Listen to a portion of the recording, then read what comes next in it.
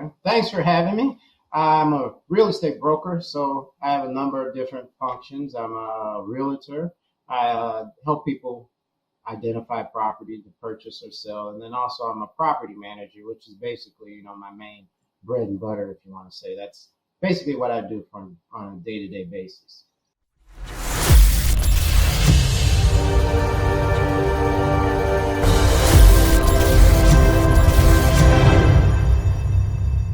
So let's go all the way back. Let's start at the beginning. Mhm. Probably before you knew you were even interested in real estate. What were your interests when you were younger, or what did you think you were going to be when you grew up? Well, being younger, you always want to be a sports player or something like that. I was kind of sucked into this job early on because my parents, they own property. Basically, they own the property that I manage now. So as a young age, I was always being taken around the buildings with my father, knowing how to maintain a building. I started off as doing landscaping. I used to cut the neighbor's grass all the time. So in grammar school, I started cutting the grass at my own house, and then one of the neighbors saw me, taking care of our lawn, and they asked me to cut their grass. So I started cutting their grass, and then it kind of caught on, word of mouth. Tim does a good job. Look at his lawn. So I started. I had about five lawns. I was in high school. I had about five lawns. I get like $20 a lawn. So I had $100 every week. Cutting grass and grammar school. That's a lot of money.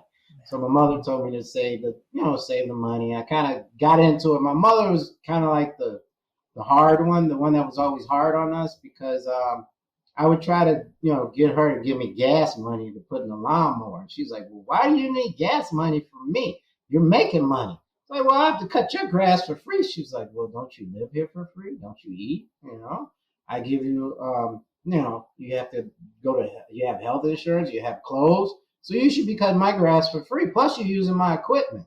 So, she's kind of taught me early that you kind of need every chair stands on his own four legs. That's what she used to tell us. So you kind of have to make your way in the world. You have to, figure out what you want to do yourself and provide for yourself. So I've learned that at an early age. And, cutting grass was my uh, foothold of getting into real estate, basically the maintenance part. That's where I started with my father, the maintenance part, the buildings, landscaping. I started cleaning I was cleaning the hallways. So every Saturday I'd do the grass and the hallways, and my father would do other things around the building. Then later on, I started doing small handyman stuff around the buildings. You're in high school, grammar school, you hated doing it. It was every Saturday I used to have to go there. So I was kind of sucked into this profession.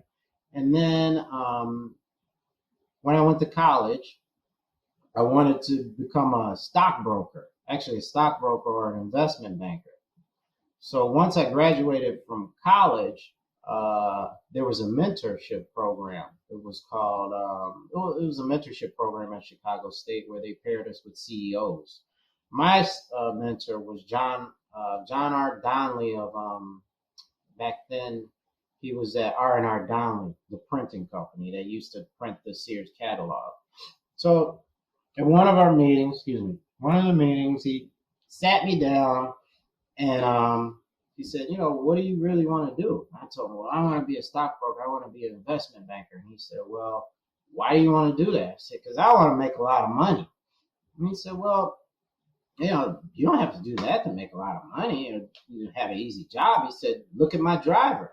This is back in, I believe it was 2000. He said he makes, no, it was 90, it was 94. I'm sorry, I graduated from college in 94. He said he makes $60,000 a year and he's just sitting out there. He said all he does, he picks me up, drops me off. He sits there. I'm in the office, majority of the day. He might go get me lunch, and then he comes back. He said, but for $60,000, he just sits there all day. You want an easy job like that, or do you want something that's actually meaningful? Something where you add some type of worth, to other people or to your life, where you can build off of that and do something else.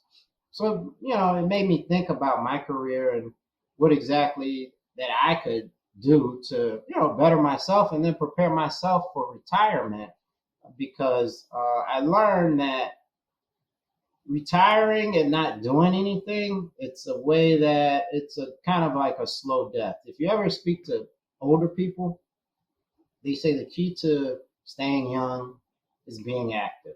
To always do something, to stay involved either with the community or with your job. Try to help people. So I think that real estate has, positioned me in a place where I can help people, I can stay active, and there's a lot of different avenues that I can take being a real estate broker also, you know. Tim, so okay, that's a beautiful overarching view on really like almost, I mean, your whole career. Let's go back to the beginning when you said you were helping your dad. Like, what kind of buildings were those? Were those commercial? Were those single family apartment building? What kind of buildings were those? What kind of work were you doing? How many buildings uh, Okay. did your parents own? hmm well, they started with three flat. They started with a three flat, then a six flat. We then, I think it was in high school, we purchased a 32 unit. It was the first large building that we purchased. It was on 71st and Exchange. I remember this. The building was totally vacant. It was something that we just, my parents, this was new to them. The structure had concrete walls, so it was a different way that you had to rehab the property. You just didn't put up drywall. We employed a bunch of, different people that knew how to plaster and paint. It was this huge boiler that you could walk into. It basically heated the whole building. So I was basically I was involved in a lot of some of the rehab of the apartments. Like during the summer, I used to have to work with my parents, and I hated it because I used to have to be there at 8 o'clock in the morning. I would scrape the walls. So I was basically a decorator. I'd scrape the walls, but it was wallpaper on the walls, so we have to put water on there, and then we scrape the walls, plaster, paint. I used to do install some of the electrical outlets. Later on, after the tenants, we had some tenants, and after we rented the apartments, I would go around and exterminate. I'd vacuum the hallway, basically maintenance things. That's where I started out. And then later on, once the apartment building was fully rented, I moved into the office and I started helping my mother with the paperwork, with the leases, the accounting, basically, the journal entries for the rents, depositing the money at the bank. We had a deli also that was it was a 32 unit, so we had about 5 stores. We had it was 4 stores. We had a lounge. Ours was a deli. We had a hairdresser. It was four, yeah, and we had a cleaners on the corner. So, there was a card shop too. My mother's friend opened up a card shop there. She rented her store. So there were 5 stores. So we had the deli. And what was interesting about the deli is I ended up working in the deli in the front. I worked in the front, and then sometimes I had to come in the back and help her. You'd see tenants coming back and forth. So yeah, I had a little, retail experience also. Selling. We would sell ice cream, sandwiches, hot dogs, Italian beef, Italian sausage. It was best kosher products. I don't think they're still here in Illinois anymore, but it was all beef products. That's how we, portrayed ourselves. That's basically how we marketed ourselves to try to distinguish from, Vienna beef. Right on. So it sounds like you got both sides of the business. Kind of, you got your hands dirty. You saw how to actually manage a building, how to manage tenants, how to turn a vacant building into something that was useful and could be rented out. Then you also saw the other half of the business, which was keeping the books, keeping a ledger, the actual accounting and finance and business side of it. Right? I mean, it sounds like a pretty amazing internship that you had in your Yeah, parents' business, basically. yeah, it was an interesting journey. It wasn't one that I kind of wanted to willingly participate in. I was kind of forced. So, all in all, it turned out well. From that building, they ended up purchasing. They were part of a South Shore rehab group where they were trying to revitalize the neighborhood. So they came into a lot of different types of deals for properties. So they ended up buying another, I think it was another 24 unit with one of their partners. They had another building with a funeral home on 47th Indiana. Then they purchased, like two more six flats. Then they had two more three flats. So, you know, they had maybe about 10, 12 properties in their prime. Um, After that, once my mother and her partner, they kind of dissolved the partnership. They downsized. Um, they were left with about 10 buildings. We purchased the lot next door to the 32 unit exchange building. So that was at that time I had graduated from college. I think I was out. I was on my third job, I think, because I was working at the stock exchange at first. They were purchased by DTC, Chicago Stock Exchange. They were purchased by DTC, so I got laid off. Then I substitute taught for a little while. Uh, my parents were they're retired school teachers. Well, my father and my mother passed away a couple years ago, so they're retired school teachers. They always wanted me to teach, and they said it's the best job you can have because you only work. I think you work almost as many days as a fireman, because firemen they don't work they don't work a lot of days. So being a teacher, they say, oh, it's great, you don't have to work weekends, you get a good salary, you can do another job, you get the summers off. But be truthful, I just couldn't stand those children. I didn't like teaching them. I didn't like sitting there in the classroom. When I used to substitute teach, I was the one bringing in my Wall Street Journal. I was like, you go sit down and go do what you need to do. Let me read my paper. That didn't necessarily happen all the time. So, I really didn't like teaching. So I ended up getting a job at Allstate. I was pricing annuities. And I was telling my parents about, some net leasing deals because they were Allstate, that's what they purchased, basically mortgage-backed securities. I'm sorry, should have gone back before. So before Allstate, I worked at GMAC. I was an analyst for CMBS pools, so commercial mortgage-backed security pools. I was the data analyst. I used to do all the reporting to the trust. I'd check the numbers for the subservicer, master servicer, make sure everyone was, making timely payments. If there weren't any payments, if the payments weren't being made on the property, then I would have to advance the payments per the pooling and servicing agreement. So I had knowledge on that. So I kind of told my parents to try to invest in something like this. So this was in about 2000 when the real estate market went up. I knew the bubble was going to burst sooner or later. They ended up purchasing CVS.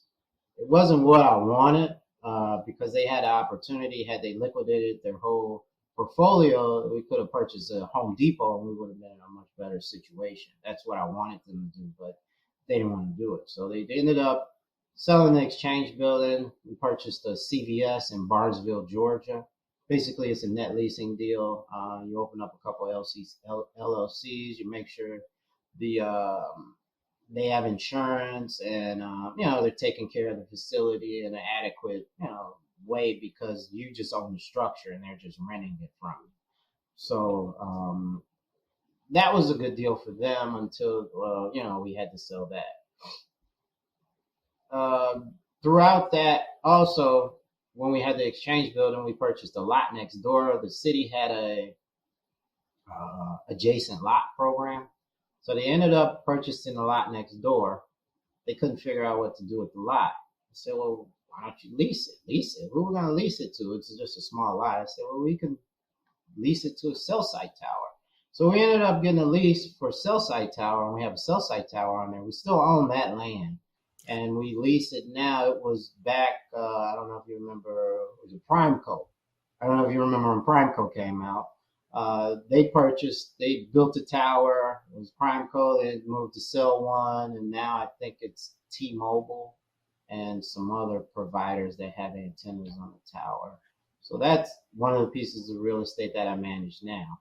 Um, So when you were going through all of this, mhm, it's so many different things that you would have had to learn, right? From the mhm, real estate side all the way to different securities on and different financial instruments. Um, right. when you, so taking it way earlier in grammar school, I'm curious, did you also have friends that were around your age that were able to learn with you in your family business, or like were you kind of by yourself, and what were your peers sort of doing at that time? I'm just curious if there was opportunities for them to have like asked you, hey, can I work with you and learn? Actually, one of my good friends now, he's two of them, him and his brother, they own apartment buildings now. They work for the city, but they own apartment buildings. So they used to always come over to my house. And my mother is big on lecturing people. So, she kind of, you know, made them aware of her business, what she did, and, educated them on how they could, better themselves or maybe, you know, find an opportunity to do something else, like, manage real estate. Because my mother, she retired a little early. I would say maybe in her 50s. She, started doing real estate full time because my grandmother got sick. So she needed the time to care for my grandmother when she moved up here. So she educated them as to what she did, how they could, have a nice living doing real estate. And they kind of followed her lead. And now my friend's youngest brother, he purchased a car wash. He built a car wash and he sold it. Now he has, I don't know, maybe like 5 apartment buildings now. My other friend, he has 3 apartment buildings. There's 6 flats. So there's another thing. We kind of stuck to the model of 3 flats and 6 flats. So now I manage 5 properties, 2 3 flats, 5 6 flats. There's a formula. If you get about 32 units, 32 35 units, or I have about 24 25. But if you get like 32 units, you can live comfortably. You don't really have to, have a full-time job. You can basically live off of the income from these buildings, depending on the amount of money that you owe on them if you have a mortgage. The positive side for us, we've owned our properties for over 20 years. So I don't have a mortgage on anything, even though, it's all in my father's name. But then you run into the problem also where there's the amortization side of the, taxes. You run out of amortizing certain things, over, I think it's a 30 year period, 35-year period. So that's a problem you can run into also. But if you're a savvy investor, you can sell a property to your family member, or, an LLC, and then amortization and start back over. So we haven't done that because, there's certain things they follow my advice for, and there are other things they don't follow my advice for. So, sometimes it's a little frustrating because I do have a finance degree, I do have my MBA, but they don't necessarily follow my advice all the time. So, Yeah, when you said you were sucked into this, and then you mhm, sort of traversed the entire financial world, it seems, with your experiences. But all of those are sort of different, right? You have real estate management mhm. to like mortgage-backed securities. They're not the same at all. How was that process of learning? Did you have to do a lot of trial and error, or did you have mentors and people guiding you throughout that, the journey?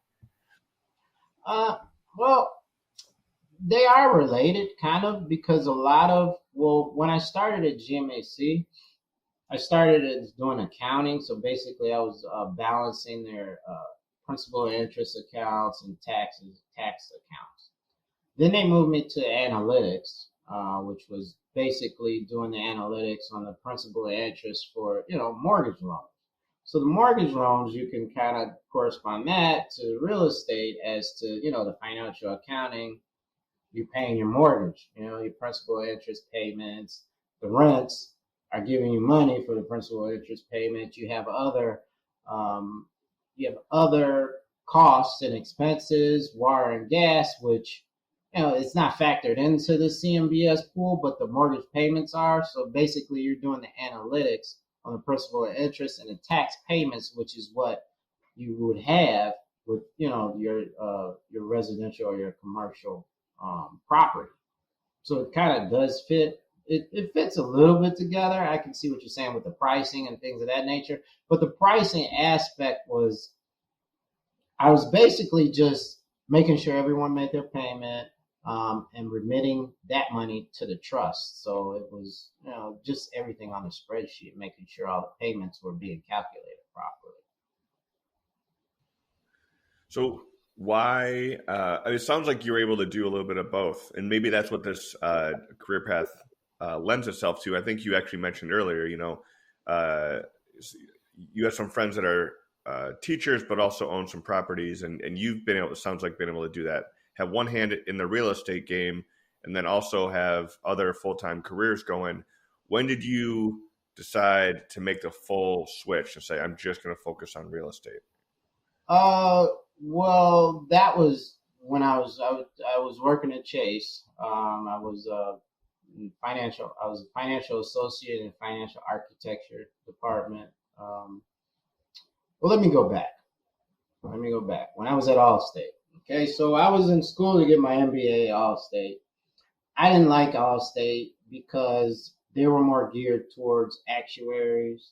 I wanted a salary increase, and they wanted me to get my CFA, Certified Financial Analyst, certification. That's not what I wanted to do.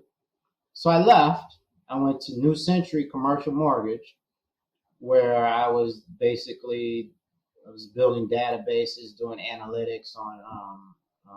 It was basically, I was in the marketing department, so I built a database where for salespeople that they would get a sales call. Call will come in, they put the call in the database, all the granular information, the person that called. Person would save it in the database under the certain sales rep, and then the database would send a text message to the sales rep. That way they know to follow up and call. That was a short-lived job. They ended up going out of business probably 3 months after I was hired. So after that, I was laid off. I was hired by Washington Mutual. I was in the employee lending department. Basically, I was doing database maintenance because I had gone back to school and got my client server certificate where I can do programming, PL, SQL. I was pretty good always on the computer. Back in grammar school, I was always interested in programming. My sister was a senior systems programmer for Allstate. So I always had that knowledge of, programming. I was always computer savvy.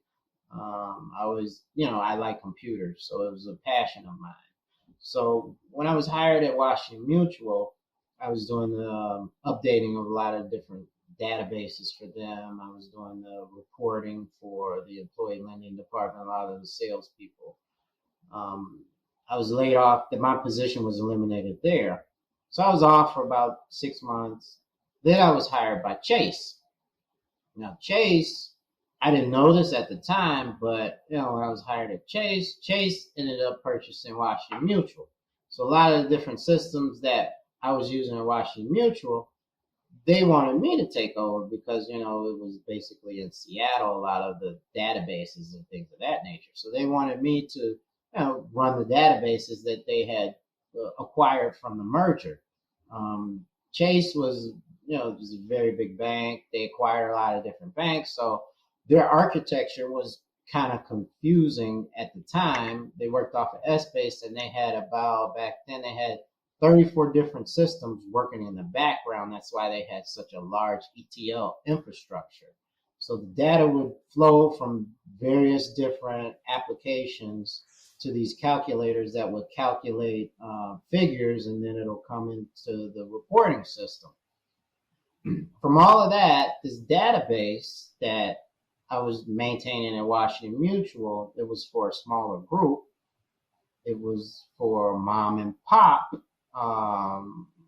people that own real estate. So basically my parents. So you had the principal and interest payments, you had how much they paid for taxes, water, gas, so it kind of came together as to, my previous experience, with my dad and my mom in the office. I was very familiar with these figures, and, it helped me maintain the database and understand the data.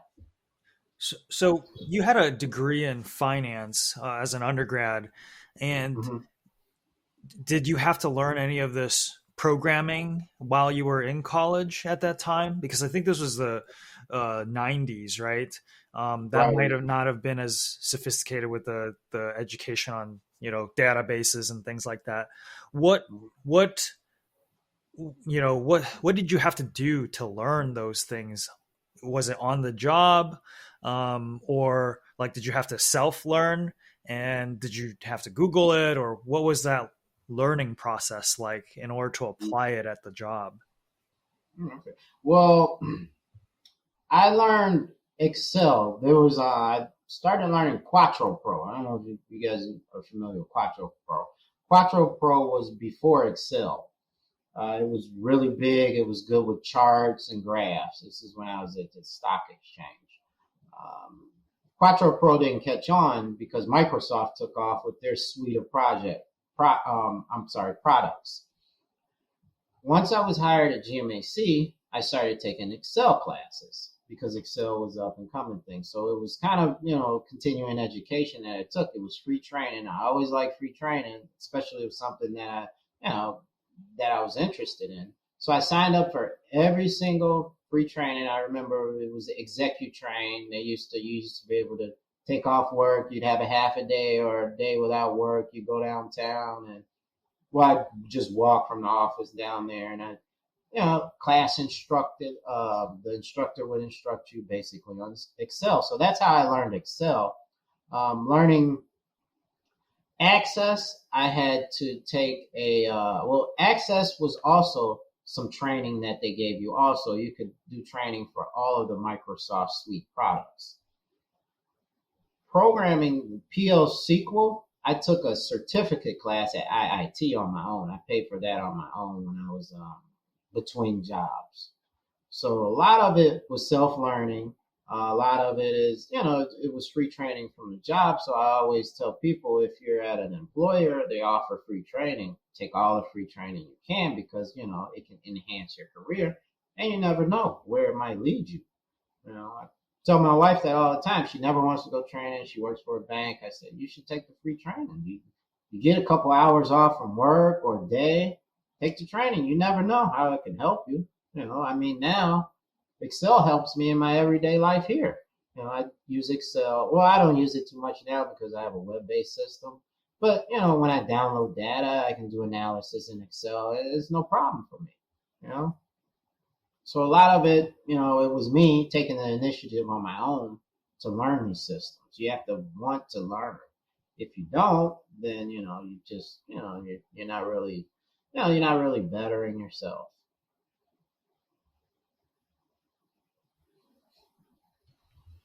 Okay, so definitely a few themes here. One is just kind of self-improvement and taking it upon yourself. A little bit of a self-reliance. Sounds like you got that from your mom. Yeah.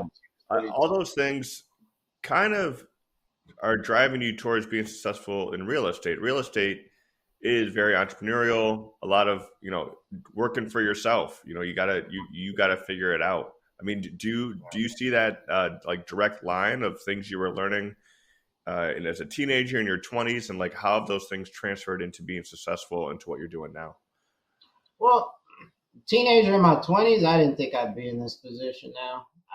Teenagers in my 20s, and when I got out of college, I really didn't like working. My mother had this saying. I never worked in college. I used to work for her. She said, "Why should you go work for someone else, you come work for me.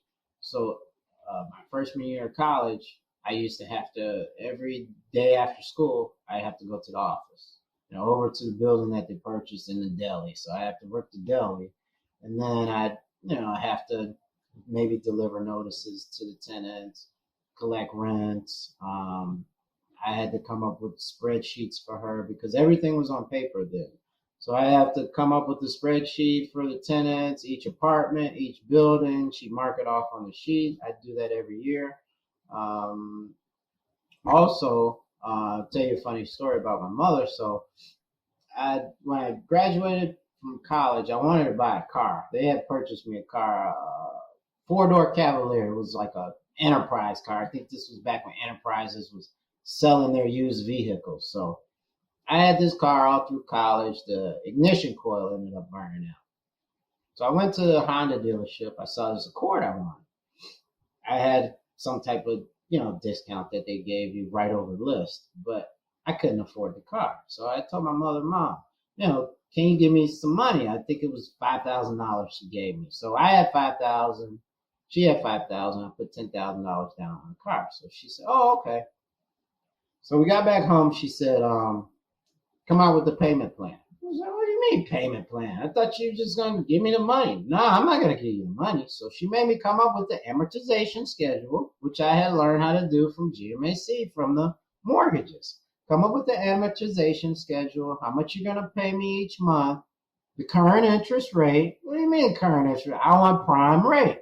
She charged me prime rate. I had to pay her back every single dime on the amortization schedule. She made me, calculate for her. So one of my checks went to my car because I was on the insurance. I think the car note was like $350. I was on the insurance with my father. My father didn't have the best driving record, so my insurance was just about as much as my car note. I think it was $275 for my insurance. My car note was like $350. Then I had to pay her back another $200 and something dollars. I was only making $19,000 a year. So one of my whole checks, it went to my car, but it was a good learning experience. So you had various financial jobs, Mm-hmm. and then and within those you've learned parts of real estate, how to price securities, how to really design spreadsheets to keep track of things. Do any of these things lead you to being better at real estate, or or is it just a coincidence that all of these things keep leading to being somehow related to real estate, or was it intentional, or now just looking back you see it? Yeah, it wasn't intentional on my part. I think it's also basically a lot of people, when they look at my experience from my resume, they see a lot of real estate things there. And that's what kind of draws them to hire me or employ me for those different types of positions. The analytics, it kind of just flows in with real estate and other things. The pricing for the annuities, that was kind of out of the scope of real estate. I was hired there because of my client server certificate, and they wanted me to maintain. There was an underwriting database, so I had to, I was the DBA for that. I was maintaining that. I did different improvements. I normalized a lot of the code, so that took me in a different direction, and it could have taken me in a different direction with my career, but it just seems like, I just ended up being more attracted to, positions in real estate. And, go ahead.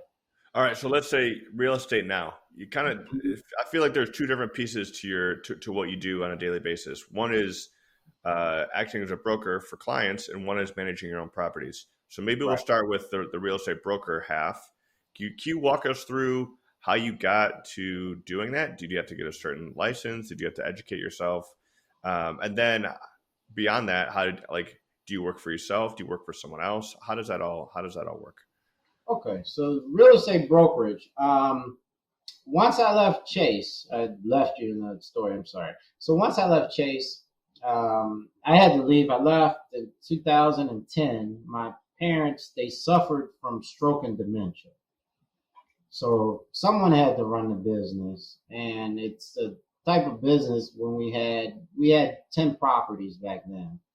It's something that you can't really do if you're working a full time job, because when I was at Chase, my job was very demanding. I was, I used to work from home 2 days a week, but then I had to go in the office, and it was very it was very time consuming with me having a full time job with Chase, with working maybe 9, 10 hours, and then I have to do property management, dealing with the tenants, the leases, um, maintenance. Maintenance takes a lot. The buildings, they weren't dilapidated, but there were a lot of problems that happened. We had a lot of plumbing issues. We had boiler issues. So that's what made me have to leave my position at Chase so I could kind of grab hold of this business and really get to the granular pieces of what made this really function properly and operate properly. So once I did that, I really got into the nitty gritty of property management and being a landlord and owning it. I work for my father now, so now I know how to fix a boiler. I had to, just about all the properties that I have now, I installed new boilers. I had to change all the faucets. You kind of learn this as as you're progressing throughout you know day-to-day operations. I looked for ways that I could save money. And in property management, owning a building, there are only a number of different ways where you can save money. You either cut your costs or you raise your rent. So you can't necessarily raise your rent that much, because there's a market and there's a cap as to how much you can charge, how much the tenant is going to pay. So you need to find other avenues of how to cut your costs, which I call variable costs. So I came up with these spreadsheets, and I would want to see what is the percent of this bill, say for instance, water bill. What's the percent of this water bill as to what my overall costs are, and how much is it as in respect to the profit that I'm making. So I could see that with the water bill, water was constantly increasing. Now it's even worse because the city has a water like a gas bill. They could change the price on you any which way they want. So what I did, I found out that a lot of these faucets were leaking. So I had to go through the buildings and I replaced all the faucets, changed everything to Moen faucets. I figured out the boiler was not adequate. The boiler was using too much water, it was using too much gas. Installed new boilers. Luckily, my parents had saved. They had money to do all these improvements, because if you don't have any reserves, then it's kind of hard for you to, do all the rehab work. I did that. I also researched. I went to different seminars with CHA. Excuse me. There were Elevate Energy. It's a company that does energy efficient improvements in buildings. Later on, I figured out, if you wrap the steam pipes, you get those wrapped, you can conserve the heat. The pipes stay hotter, and then they'll the pipes stay hotter, basically the radiators, and then the tenants have heat. The boiler doesn't have to turn on as much. So those little improvements, that, and also there's another one, roof cavity insulation. A lot of people don't understand. In older buildings, the roof cavities are just open. There's no insulation or anything in there. So I had roof cavity insulation done. And all of these things, they were done pretty much for free, because they were government programs trying to help people do more energy efficient things for their properties. So that was the good thing. We didn't have to pay for a lot of those, or as minimal cost as to doing the improvements. So I think you just detailed a lot of like property management tasks, right? Is it on a Right. day-to-day basis, does it just change a lot, or is there a routine of doing the maintenance that you just talked about, or is it random? Things break at random times and then you have to go and solve that problem, um, in real time. Well, that's the other thing. If you have a good preventative maintenance plan in place, then a lot of things they don't come up as a surprise. So each year you should have like you should check your boiler, check your catch basins. There's a list of things that you should check, and you should have an overall idea of what could break, in your property. So you need to assess it yearly or quarterly. I do mine quarterly or monthly. I have a guy that helps me out, an assistant of mine. He helps me out. He goes through different, a good thing is also if you have a good associate that you speak to, he keeps you updated on things, or you do it yourself, you can prevent a lot of problems. Like, say, for instance, a pest problem. A good thing of doing exterminating yourself, you can go through people's apartments. This is what I used to do. I used to go through their apartments and you see how clean they are. A lot of people, this is another thing, appliances. You go in an apartment, and if you provide the appliances, the tenants, they don't clean them. They don't take care of them. But you have all these, you might have pests, you might have roaches and stuff running around the appliances because there's a lot of grease and stuff. So, you see this as you're an exterminator going through the apartment, and you notice this also as being a property owner or manager. Oh, I provide you this, you're going to take care of it. But then you go in someone else's apartment, they purchase their own stove and refrigerator. Spick and span clean, there's no grease anywhere on the stove. Oh, they take better care of their things. So, that's something else that I've learned just in the past maybe 5 years. I stopped providing appliances. The cost, because of COVID now, COVID has made a switch with everything. Cost of purchasing appliances is very high. And then also having someone come and repair them. You could order the part never comes in or is not available. So that's an added cost, and then the tenant gets frustrated. So a lot of the problems I try to prevent with preventative maintenance, either you go through the apartments yourself or someone else that you have designated to go through it. So if someone's interested in this career and they're curious about what is a week in the life of, a real estate property manager or a real estate broker, could you kind of walk us through like, hey, what's the average week look like? Do you call people? Are you coordinating things? Like, what does that look like? Are you emailing a lot? Okay. Well, the different aspects as to buying and selling property, it's a lot of, now I'm dealing with clients that I've kind of been nurturing since I've got my license. You have a sphere of influence. You reach out to them. You try to do some, marketing on the internet. You try to get your name out there. Let people know that you are in the business, and you try to solicit them. I know I had a lady that I was helping trying to find a condo. This is, so I was helping her look for a condo. Also, I helped my sister-in-law sell her condo. I had my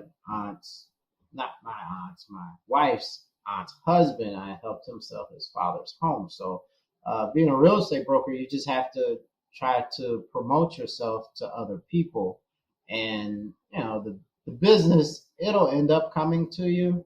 But it is a slow process. As being a property manager, you can take a dartboard and throw a dart. That's pretty much how the day is. You never know what's going to happen. I could have, like, I'll give you an example. Yesterday, my assistant was at a building and somebody kicked in the door for a vacant apartment because he was upset at me for something that happened. Her boyfriend was upset at me for the situation that happened a month ago. I went to the property. The guy, music was blasting. We were doing a well-being check on an elderly, one of the elderly tenants, She wasn't answering her phone, so we went to her apartment, opened up the apartment. Since we were there, we were doing furnace maintenance, changing, checking the furnace, changing the filters, just preventative maintenance, make sure something doesn't blow up, and things that you need to do every quarter. So while we were there, people across the hall blasting music. It, kind of got out of hand. They didn't like me telling them to turn down the music. Things escalated, and boyfriend came out the apartment. Long story short, police ended up coming. They ended up, putting him in jail. So he was disgruntled. They don't like me. That's fine. I don't really go over there that much. That's fine. I don't care if you like me or not, but you're going to respect me. You're going to do what I tell you to do, or, somebody's going to come and get you and put you in handcuffs. That's pretty much. So he disgruntled. He kicked the door down yesterday to one of the vacant apartments that we have in the building. So I had to send my assistant over there to secure the apartment. So pretty much it's anything that could happen throughout a daily basis. Mainly, I usually just try to sit in my office, check my emails, whatever calls I might get. I answer the calls, and I try to channel now a lot of the work to contractors. We're not that big. We don't have a lot of money to spend on regular employees. So I employ everyone on a contract as needed basis. So like I had a sink clogged in one of the units. So I'll call this guy, and I'll have him repair the sink. That might be one day. Maybe the next day you might say, for instance, if it snows tomorrow, I have a guy that employee does the snow. So you take it as the day comes. There are certain things that you would do on a daily basis, like check your email, check your voicemail, make sure nothing is blowing up. You do have monthly bills that you have to pay, water, gas, electricity, a lot of the different various properties. So that is a lot of the routine things that I would do, on a daily basis. But, once you get to the rent's due by the 5th, the 6th, my online system, it sends people emails. That's a good thing. It's the other good thing about COVID now. Everything is paperless, and that was one of my visions for this business when I took it over. Everything, like I told you before, my mother was writing all the rents and everything in paper, taking paper checks, money orders, picking up rent. Everything is paperless now. So everybody pays online. If you can't Zelle me, you need to pay on the website. If you can't do that, then I'll draft the money from your account. You need to have a bank account now, especially now. A lot of people, they were saying, oh, I'm Social Security. Well, Social Security, they deposit your check into your bank account. So you should have a bank account. Everyone should have a bank account now. If you don't have a bank account, you need to get a bank account. If you don't have one, I can introduce you to someone who works at the bank. They'll give you a free checking account.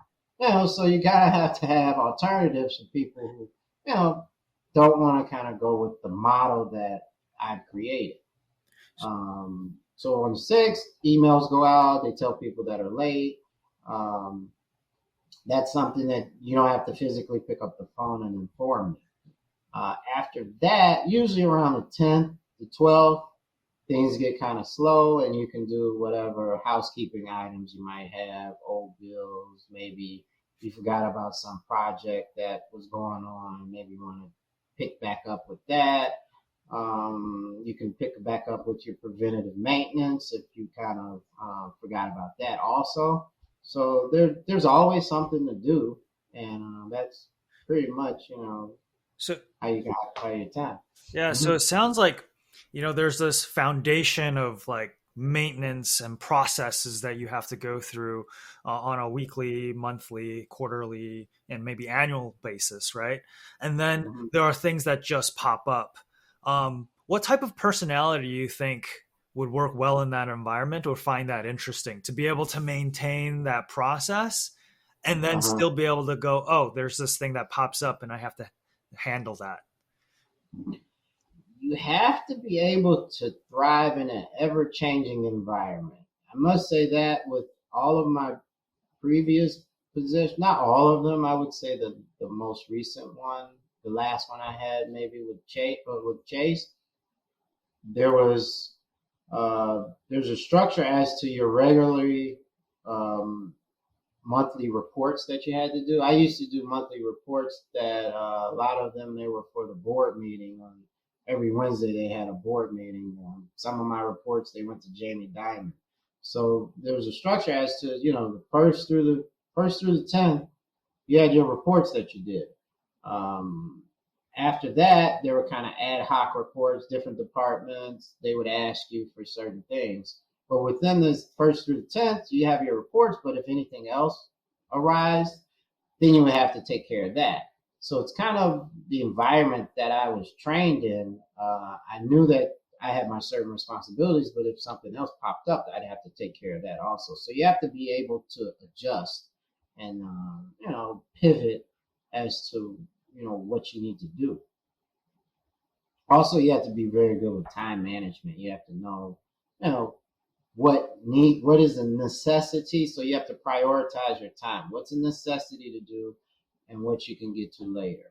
So you have to make sure you know how to do that.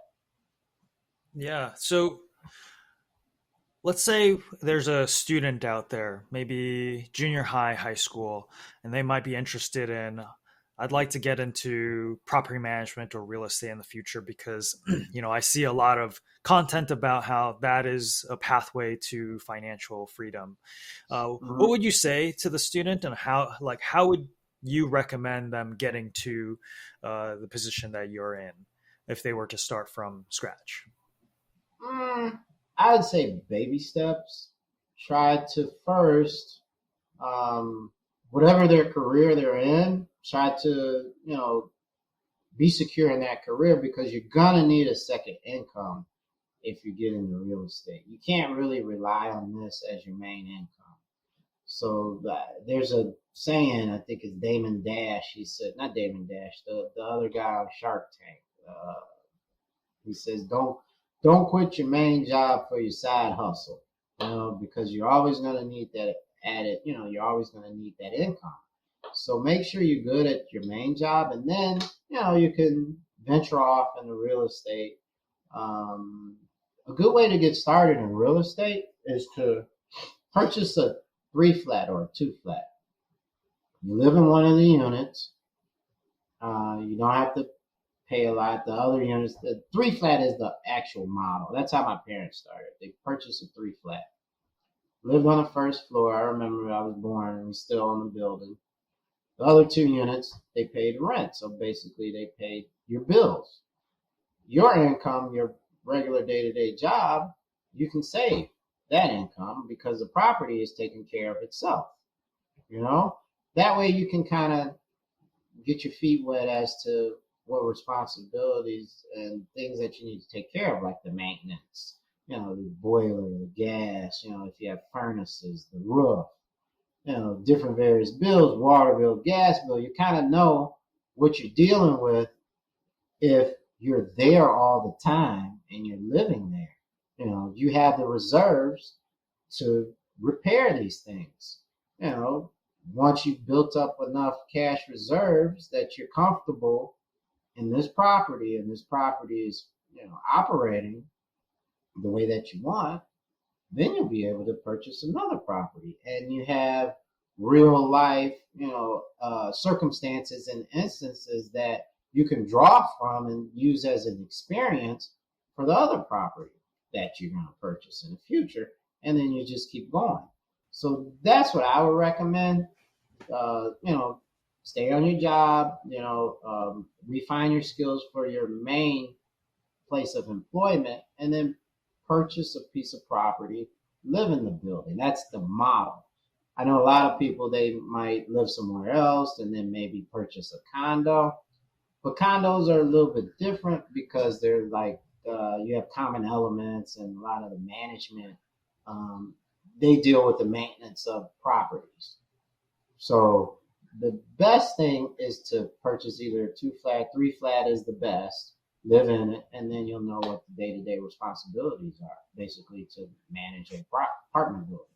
Do you think it would matter what the job is that, let's say the student is in junior high or high school, right? They're looking into the future. would they need to get a college degree to go get another job to do this, or could you recommend this, you know, could they do this with any other type of job, like working something that they can get right out of high school, right? You Or could. what's your recommendation? You could. My recommendation is, because I come from a family full of teachers. Mine has always been education. My mother's been very big on education, so I recommend people to go to college, actually get a degree, or you go to the army, because it teaches you discipline, and you need to learn discipline if you're going to manage property or be responsible for other people. Because if you're going to be a property manager or a landlord, those other people, those other tenants you're responsible for, they're kind of like, I look at them as children. They're my children. If I don't pay the water bill, they don't have water. If I don't pay the gas bill, they don't have heat. So they rely on you as to being not necessarily a parent, but that's how I think of it. Those are my children. Those are, you're their parent. So you need to provide for them so they can pay you, so you can pay the bill. So it's a give and go situation. So I have friends that are police officers. They own apartment buildings. So it's not necessarily, the trade that you're in or the specific job function that you have. It's the discipline that you learn in those different various positions. You have to be disciplined. You had a financial background, which would help you be able to model things when it comes to costs and things like that. Right. You mentioned that you have friends who are police officers, so clearly this is something that they can transfer, mid-career almost, or simultaneously do. But how does someone pick up those skills about managing the money and all the other details from like legal, requirements for tenants and all of that stuff? Uh, Legal requirements. I read a lot. If you read the lease, I know the lease from the front and back. People hate it because I can pick out certain clauses in the lease that you can't do, what you can do. So one is self-education. You need to educate yourself on, the leases, basically the finances. You can, if you have an online software, they'll walk you through a lot of the different finances of how a property operates, certain things that you should pay attention to. Nowadays, you can go online, you can Google it, you can go to YouTube, and people would show you um, different ways you can do financial analysis for properties. So it's a lot of things that we have now that you can look online. As to before, you could probably go to the library. I took a course actually at school. It was a real estate course. I'll never forget this teacher. I took a real estate course in college, so it kind of taught you about real estate, some of the good businesses to invest in, real estate. So, there's a bunch of different ways. Basically, it's just a lot of self education, reaching out to other people. If you know other people that own property, like my friends, they call me all the time asking me about different situations with tenants. How should I deal with this? Is there clause in the lease that covers this? So your network also that you build, your sphere of influence, that's very important. Also, having someone to go to ask those difficult questions when you can't find them online, or someone who can give you a real life, uh, example, or something that is a real life application. Some answers, they're book answers, and you can't apply those in daily life. You know? Hey, Tim, so Mm. do you feel like you ever get to a point where you're done with the self education and like you know enough to just um, handle whatever it is you need to handle on a daily basis, or is this the type of thing where you're always trying to figure out something new? There's always something more that you could be getting smarter about or being more efficient with. that's the thing. Dealing with people, there's always something new. There's always something more to learn. And I come into some things that I haven't encountered before. So self-education is the best thing, and building a sphere of influence where you can kind of ask people different types of questions. I've always, been a big person on education, reading up, trying to, find new things that I can learn about. So that's been one of my goals. So what you have to do, you have to want to learn more. You have to want to kind of expand your knowledge to get more knowledgeable about what your passion is. If you have a passion for something, then it's not going to be a chore for you to research it and to find out more information about it. If it's not something that's not your passion, then you're not going to really want to strive to, know more about it and do the extra steps that you need to do to inform yourself and to be more informative on what you're trying to do. So that's a big thing also. Mhm. Yeah, Tim, you talked a lot about self-education, but is there any Mhm. formal things that have to happen in order for you to get your real estate broker's license, or is there a property management license that you need to get? Could you walk us a little bit about the credentialing requirements to be in the business, or do you even need one, to manage properties? Oh, okay. So once I started working here, with Tall Mac, my father, he was working here about 7 years, and then I wanted to branch off to become a real estate broker. Um, I had this idea maybe one day I'll have my own property management company. So I found out that, to have your own property management company, you have to be a managing broker for your own company if you want to manage other people's property. So I took a class to become a real estate broker. It's basically a certification a license that you acquire through the state.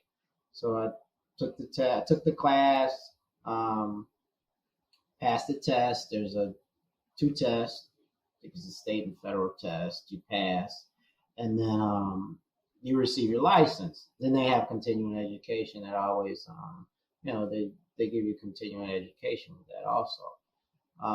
So I did that to become a real estate broker. Property management, they have a lot of classes. There's one place, it's called CIC. I actually took the class. I don't know if you can see my certificate here. I'll get it for you. It's a multifamily property management certificate. I kind of throw it out here. I took it, and this was from CIC. So they do a multifamily property management class. If you don't know how to manage property, I think it was free, or there's a membership, maybe $24 minimum amount, and they'll teach you how to manage property, different circumstances you may come into contact with the tenants, resolving tenant issues. Um, there's another one for real estate taxes. So it's a nice big book that they give you, and they educate you, about being a property manager. So this is a good resource also. Community Investment Corp. They have a lot of different various organizations that you can Google them, go online, and they'll help you, you know, becoming a property manager also. I didn't necessarily need to take the course, but I wanted to take the course to see what it all involved, because I had more real world experience than the normal person, just because of my background and my parents. But yeah, they do have courses out there that can educate you better being a property manager, and then you can go take a test, study online, not online, but I took an in-person class for my real estate broker's license. So you'll learn the different aspects of being a real estate broker, also, with class instruction.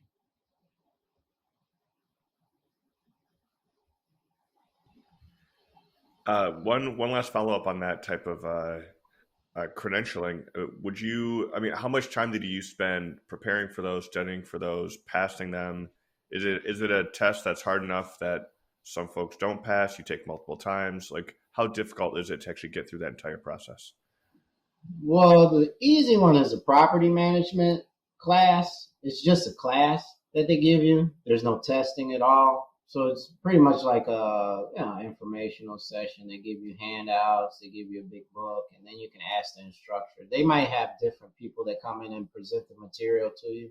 So you can ask some questions, in the presentation. With the real estate broker's license, I did class instruction because I just retain the material better if I instructed with the actual person, not necessarily online. It was my preference. You can do the training online, um, but, but online it's just it's kind of boring to me because you're here all day by yourself. You don't have any human interaction. You're not actually going out to a physical, getting up, going to a physical place. So, it's kind of on everything online. You just wake up, you can be in shorts or anything. Just make sure, your top is presentable. And, you're still at home. You're still in the same environment. So for you to get out and be in a different environment, that's what I would encourage people to do. The broker's test, it wasn't hard for me, probably because of my background and the experiences that I had. I've heard that it is difficult for some people, but I think they give you 3 chances to take the test. So that shouldn't, prevent you from trying to, become a realtor. You can take the realtor's test, I think, which is not as encompassing as the broker's test, because the broker, they kind of cover managing property too in there. That's another piece. So if you just want to take a realtor's test, that's fine. But a lot of the self-study online, um, in classroom instruction. Also, one of my friends, they sent me it was like an online test. So you can take different various online tests that will quiz you, give you questions as to what the test is going to ask you. So you can go through this test, the random questions that it asks you, and if you test over 70%, 70, 80%, then you should be good to go take the test. I think on the test you have to get at least 75%. Excuse me, to pass the test. So that's what I would recommend someone do. Do you, or so we talked a lot about property management by starting to own the property and managing it. Are there careers that people can go to by just becoming, I think, an assistant or some job inside of a property management company? And if there is, how do you think people would go about getting that job? Because I think your background, in a way, you did work inside of a property management company in the early days when you were in grammar school, but then gain the experience, right? So if someone's thinking about going into this profession, but they don't want to jump right in by owning a three flat, what do you Mhm. think is the process for them to maybe get a job, have some level of stability, and then maybe venture into the ownership side later if they so choose? What I would recommend them do, they do have jobs online as assistant property managers, or you can just be a leasing agent. A lot of people start off as leasing agents. You can start leasing apartments. Um, you can do that. Once you get your foothold into your foot in the door to a real estate company, and then you probably be able to try to maneuver around that way. A lot of real estate companies, I know they don't do managing a property, so I would try to maybe find a property management company, maybe even ask them if you can help out, be an assistant if they don't have a job that actually pays. Maybe you can just go there and try to help out. Uh, if you know someone, if you don't know someone, you probably have to try to. A lot of jobs they have now online though, and I would try to find a position online. Try to apply for one of those positions, even if it's an office position, doing something in the office for a property management company. That way you can just be around and be be exposed to different situations that might occur. That would be one way you can do it. The best way is just ask your friends. I'm sure they always know. It's like, what is it, 7 degrees of separation. So usually one person knows one of the people that you might know, maybe in your sphere. Ask around. Um, See if someone else knows someone that works at a property management company, or maybe someone that's a realtor. They might need some assistance. You could actually, if you know a realtor, you could ask the realtor if they know someone who manages property. Maybe the realtor has been exposed to managing property, or leasing apartments. It starts with leasing apartments, being exposed to the tenant, that relationship that you have with the tenant, and then you can kind of go from there. Yeah, that would be my advice, to try to do those things. Would you say that a crucial part of the real estate profession, from real estate broker and even property management, is really your network and your connections? So me going out and meeting people is probably one of the best ways to get started and also learn. Yes. Yeah, meeting people, expressing what you want to do to people, and basically marketing yourself to others. That's a good way to have exposure, and to promote yourself out there, so other people will know what you want to get involved with. Um, yeah. Also, it all depends on if that's, is it your passion, or you know it depends on why people want to get into real estate too. You really have to like it, because everything is not, we'll say, nice and tidy. So you're gonna have hardships, and you're gonna have certain circumstances that you need to overcome. So you have to want to stick with it also. Uh, like I said, it has to be your passion. So you promoting yourself, speaking to people, building a nice network, basically your sphere of influence, the friends that you surround yourself with, they'll help you get to where you need to be. But um, you need to surround yourself with a good network. That's primarily, what I try to do. A lot of people that I know, they are in real estate, and it's not the way that I envision things would work out, but it's kind of what they say. They're saying birds of a feather flock together. So someone else sees you're passionate about something, maybe they have the same interests. You and that person will get together, and then they'll meet someone else. It's kind of like when I first got my broker's license. I big on education, big on training. I started going to classes. I met a good friend of mine, Robin, who was at another brokerage, and he brought me into Pad Scouts. So it was all networking. We kind of had this cohesiveness on learning the system, the MLS system. So that's how I got the Pad Scouts. So it's all networking, and building your brand, basically.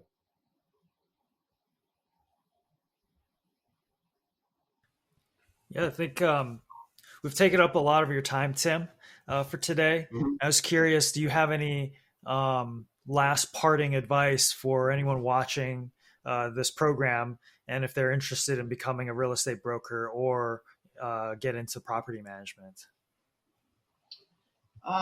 Well, what I would say was,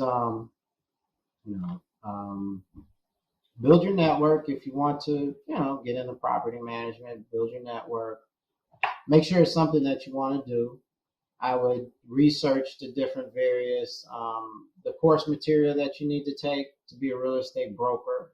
Maybe it's not a broker. Maybe it's a realtor. Maybe it's a leasing agent. And then if you know someone who owns property, kind of ask them how they like it. What are some of the challenges that they've overcome owning property? Is it, ask them, do they think it's a good idea? What would you think I should, get their opinion, get their point of view, because everybody has a different point of view when it comes to property. Everybody has a different way that they run their operation. Some people are pretty lenient, other people are very strict. Some people are more hands-on. Some people are, they just call somebody to go to the building all the time. They don't necessarily know all the granular details running a property. So it all depends on how involved you want to be. So I would say network with as many professionals that you can, get the best, get to everybody's point of view, and then you can go from there as to if that's something that you want to do.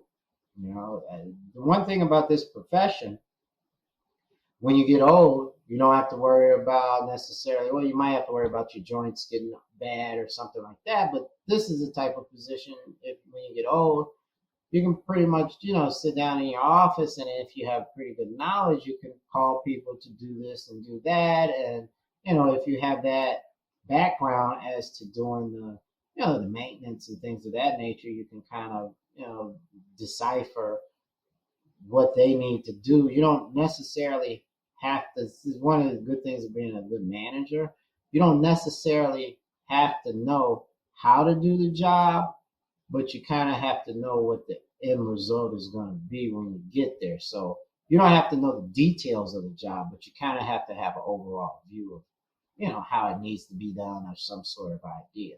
So if this is something you want to retire to do, that's, it can be, a supplement to your, regular job, being a property manager or buying and selling real estate for people, being a real estate broker, or maybe, managing someone else's real estate or managing your own. It's something that, you can always use as another income stream. You always want to have different income streams as you get older in life, because you never know where life is going to lead you. So I just see it as a different income stream that I can rely upon instead of, getting maybe a gig job as a Uber driver, or, going to UPS or being a seasonal worker at Target. You will always have this license, real estate broker license or realtor's license, or maybe a property management certification that you can, get added extra income from. So that's something to think about also. Tim, if people are interested in learning more about getting a real estate broker's license or getting into real estate in general, or maybe even working with you in some capacity, what are some ways that they can contact you? To contact me, I don't know my actual LinkedIn. Well, you can reach out to me on LinkedIn, Tim Dancy. I'm on LinkedIn. I know I do have a link tree. I have a virtual business card. It's a business page. I have a lot of different information on there. So you can look me up on LinkedIn, reach out on my LinkedIn page, and then, I can respond there. A lot of information is on there, links to my virtual business card. I have different articles and things now that I'm trying to post for buyers, sellers, and landlords. I'm trying to comprise everything that I have. I also have a YouTube page. I have a Facebook page. It's Your Neighborhood Real Estate Broker. You can look for me on Facebook also. Instagram, I think it's Tim Dancy Real Estate. You can look for me on Instagram also. So I am on various social media websites. But LinkedIn is probably the best one to reach me. And, just message me on LinkedIn and I'll respond. Great. Yeah. And for those watching, depending on where you're watching, if this is a YouTube channel or somewhere else, we're going to try to put his Linktree link in the description. And if you can't find it, depending on, again, the platform that you're viewing this at, you can also contact us at info@masterclassrealestate.com. mentoraccess.com. And if you have any questions for Tim Dancy, feel free to just let us know and we can pass the message back and forth. We're happy to do that introduction. So thanks again for viewing or watching this episode. And this was Tim Dancy, a real estate professional. Thanks for being here, Tim. Thanks for having me, Andrew and Eric. It was a pleasure. Hey, thanks for joining us at Mentor Access. If you like what you just watched, please click like and subscribe, and also hit that bell so that you get notified when we have new videos come out. Thank you for supporting our mission.